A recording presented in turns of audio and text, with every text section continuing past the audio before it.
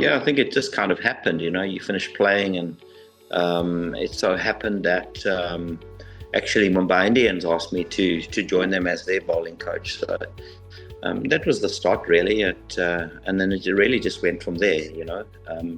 And been lucky enough to have some wonderful opportunities along the way, and I guess things just grow from there.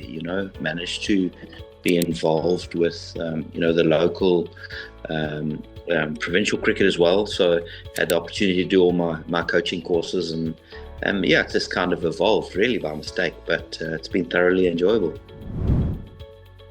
I think a combination of both. You sort of pick up pieces of good coaches that you've worked with and try and apply, I guess, some of that. So it's a combination. Some days players need a hug, and other days they need a kick up the backside. So I think it's just a combination of making sure that different players get what they need as well. Some need a lot of attention, some don't need any at all. So really just, I think, probably just reading the room, I guess, and making sure that all your players are getting what they need. Yeah, I think as their 20s developed into a big competition now, and as I said earlier, yes, there are a few things. Just making sure we're on the same page with how we want to go about business, how we want to be off the field, how we want to carry ourselves on the field, and then just working with the different characters, the different strengths, weaknesses, I guess, reading the room, reading the team, and just making sure that you are trying to extract the most performance out of whatever combination you have at that time. Yeah, it's a nice mix to have that experience. You've found your experienced players don't really need much. It's just about hooking up with them, seeing what they do need. If they do need a little bit extra, making sure that they're getting that. Some days they may not need a lot. They may just need a few knock-ups or just a few bowl-throughs, whereas you're kind of directed by them as to what they want, and then your inexperienced players, you kind of directing them what they need. So it's a nice combination, and then I think it's important for me is that those senior players are hooking up and spending some time with the youngsters that are still learning as well. So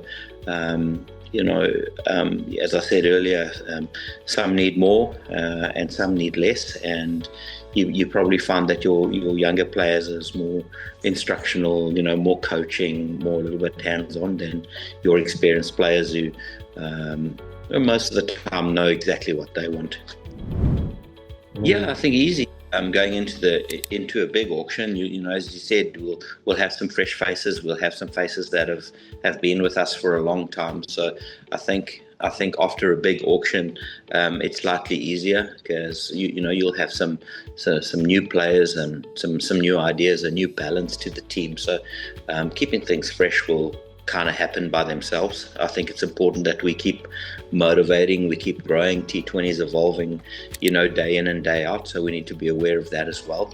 The challenge sometimes comes, after 3 years in your last year to keep things fresh, to keep things new, to keep things motivated. So that's always a challenge. I think it's important that, certainly we'll have some fresh staff members, some fresh ideas as well. So, the game is growing and evolving the whole time, and would be naive to think that what worked last year or the year before will work again. So we'll have to just make sure that we're on top of knowing what the balance is. This year it'll be different, knowing how to take advantages of our strengths and making sure that we're covering up on our weaknesses. So that's going to be the challenge. I think the team's hitting the ground running as soon as possible. In the competition, will definitely have an advantage.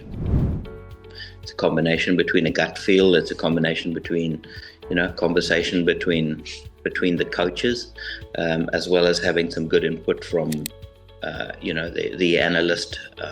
You put all that together, and quite often you come out with the right direction in which to go, whether it be success selection or tactics or whatever. So for me, it's a combination.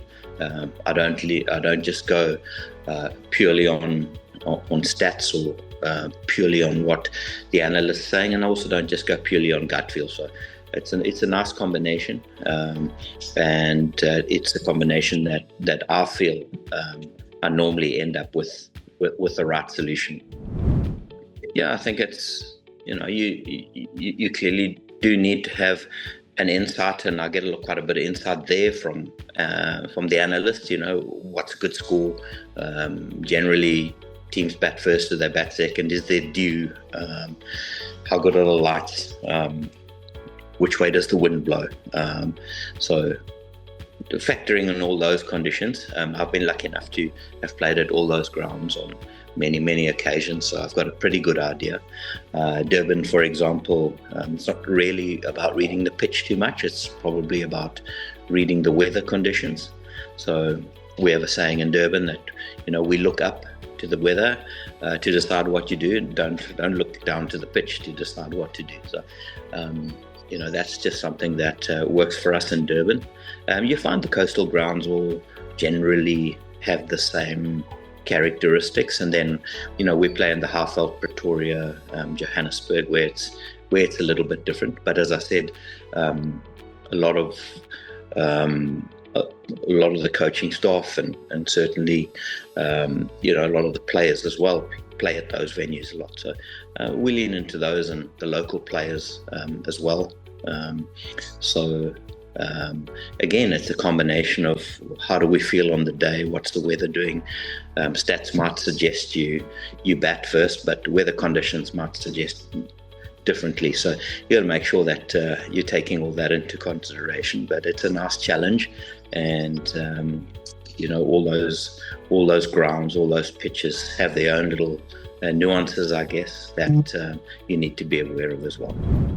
Yeah, I think we've always got some extra kids that are rookies. We've got people that haven't necessarily had a lot of experience in domestic white ball cricket, and sometimes they don't necessarily get a lot of experience in the SA20. But those people are at practice every time you practice. They supporting every day on match days, and I think it's about making sure that they're getting as much opportunity and exposure to good players.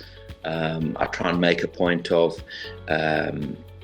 hooking up kids with or young players with people they are looking up to in a national setup. So, for example, let's just say Matthew Bretzker really feels someone like Aiden Markram is somebody who he looks up to and would like to get in, chat to. So I try and set up those chats if we play against Markram, and I'm just using an example, and try and set up those chats where the youngsters have that opportunity to speak to one of their local heroes. And if that hero is somebody from overseas we happen to be playing against, I try and set up those conversations where they can, because sometimes they're quite shy and won't do it themselves, but just try and make sure that those little conversations, they're meeting people they look up to, and maybe just spending some time with people that they're really, really looking up to.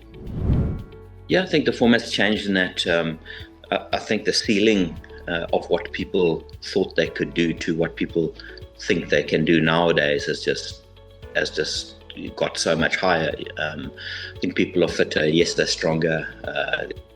There's a conversation about cricket bats. There's a conversation about, anything, you name it, the use of stats, the use of, medicine, the use of science, technology, all those little things, all little, 1-2%ers that have allowed the game to grow. And that for me is that I don't think people are more talented. I don't think they're fitter and stronger because they've been allowed to train harder. But the talent is the same. I think it's just that back in the day, back when T20 cricket was starting, I think the ceiling was a lot lower, and people didn't think that they could, reverse log sweep. That was something that you shouldn't do. it's something that you should do nowadays. So I think that the talent has always been there. It's just that the ceiling and the belief in the players has just exploded.